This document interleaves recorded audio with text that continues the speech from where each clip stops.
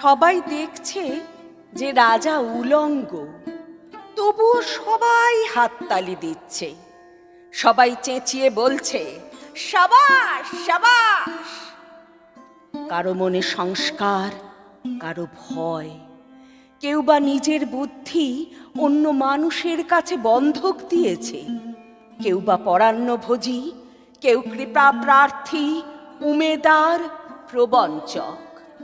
কেউ ভাবছে রাজবস্ত্র সত্যি অতীব সূক্ষ্ম, চোখে পড়ছে না যদিও, তবু আছে, অন্তত থাকাটা কিছু অসম্ভব নয়।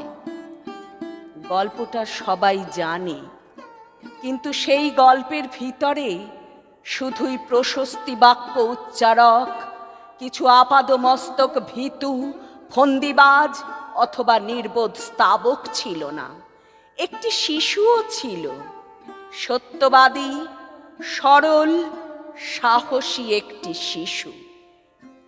নেমেছে গল্পের রাজা বাস্তবের প্রকাশ্য রাস্তায়। আবার হাততালি উঠছে মুহুর্মুহু, জমে উঠছে স্তাবক বৃন্দের ভিড়। কিন্তু সেই শিশুটিকে আমি ভিড়ের ভিতরে আজ কোথাও দেখছি না। শিশুটি কোথায় গেল? কেউ কি কোথাও তাকে কোনো পাহাড়ের গোপন গুহায় লুকিয়ে রেখেছে?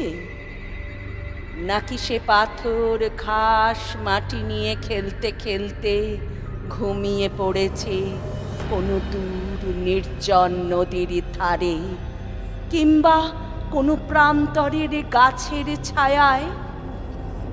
যাও, তাকে যেমন করেই হোক খুঁজে আনো। সে এসে একবার এই উলঙ্গ রাজার সামনে নির্ভয়ে দাঁড়া। সে এসে একবার এই হাততালির ঊর্ধ্বে গলা তুলে জিজ্ঞাসা করুক, রাজা, তোর কাপড় কোথায়?